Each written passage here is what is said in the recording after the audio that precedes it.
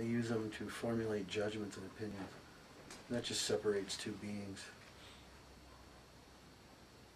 It's like being in the service of that which we're all fighting against.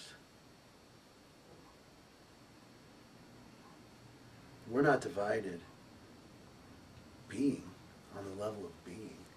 It's only in our minds. Because we have morals, ideals, beliefs.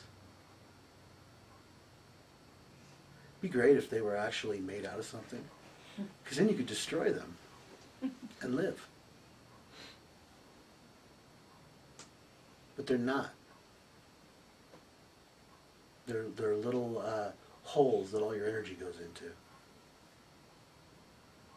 Or one giant void. And just pour all your juice into it. When am I ever going to get the benefits of all this? Well, when you stop pouring all of your energy into a bottomless pit. Because that's what the mind is. Big giant pit. Has to be. Because we chatter so much that if it was a small hole, it would now be a mound. A giant mountain. So it has to be a pit.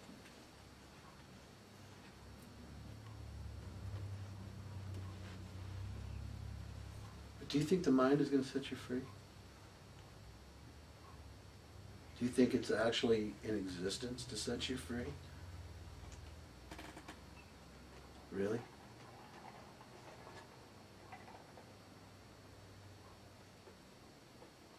Do you let the car drive you, or do you drive the car?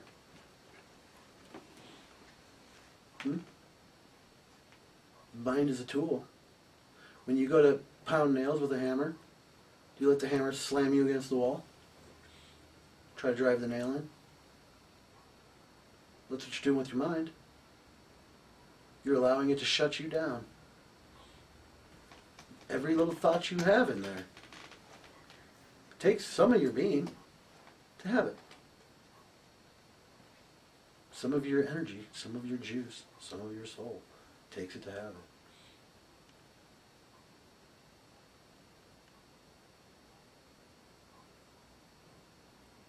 it. I'm not saying it's a bad thing either. Mind is not a bad thing, as long as you're in control of it. But when it's making decisions and your being has to suffer because of it, you got a problem.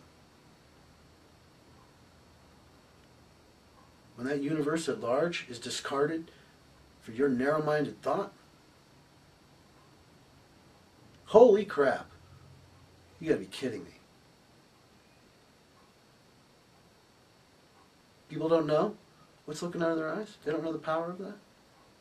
They don't see that it can not only control the mind, but make it hum like the engine it was meant to be. It's an engine. It's not you.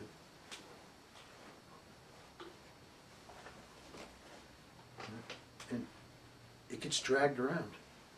It gets dragged into a relationship. It gets dragged into a hike in the woods. What do you have to think about out there? But it does. It gets dragged in there. It's like your motorhome.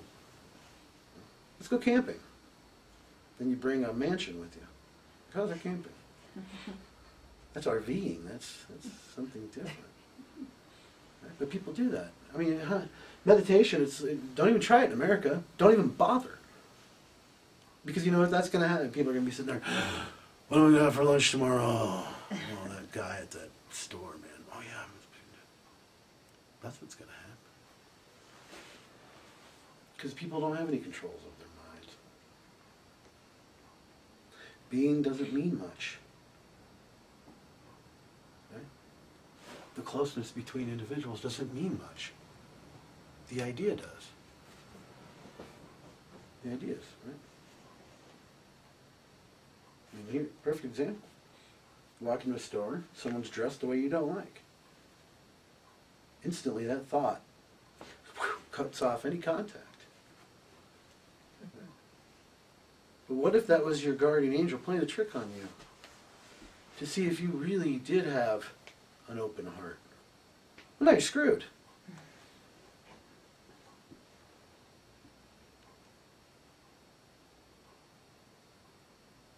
Just too much of it. There's too much of that mental stuff getting in the way.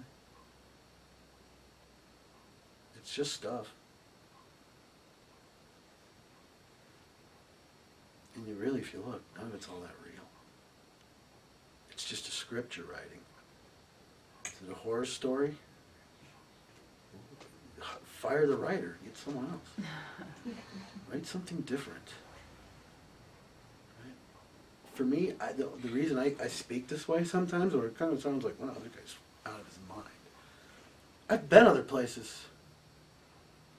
I have been to different dimensions. This is one of them. This one, we take it with such importance. Right?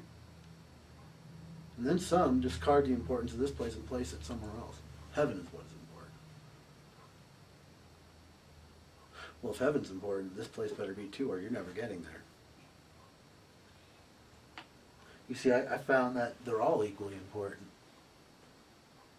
Any reality you find yourself in is equally important. It is equally available for you to operate with some kind of integrity in. But this is just a dream. Is this dream more important than any other dream? Or are they all equally as important? You're not as solid as you think you are. I mean, you know, if this is really a place, then why are very few people actually present here? If this place is so important, if this earth thing is so important, why are so many people really not present? And why are more and more people trying to get as unpresent as they possibly can?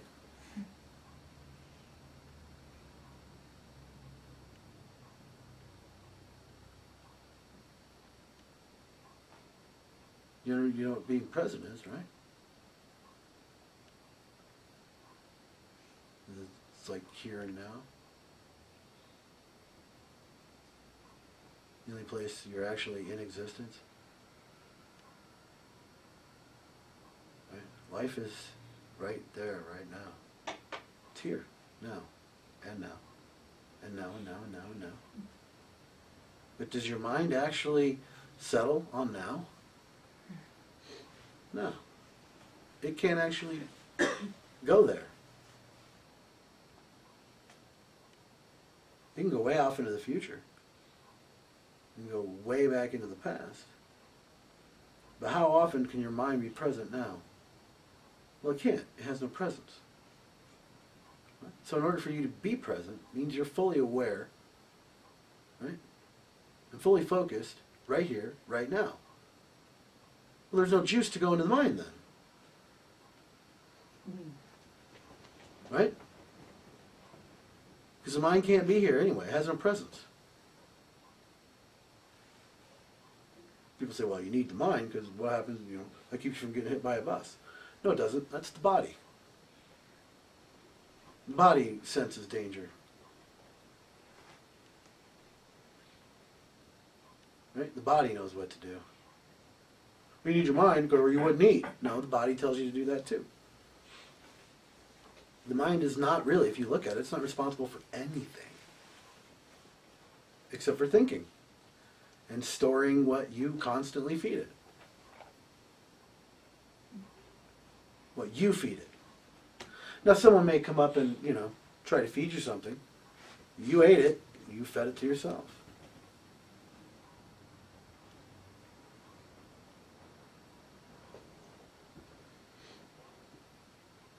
But it has no reality.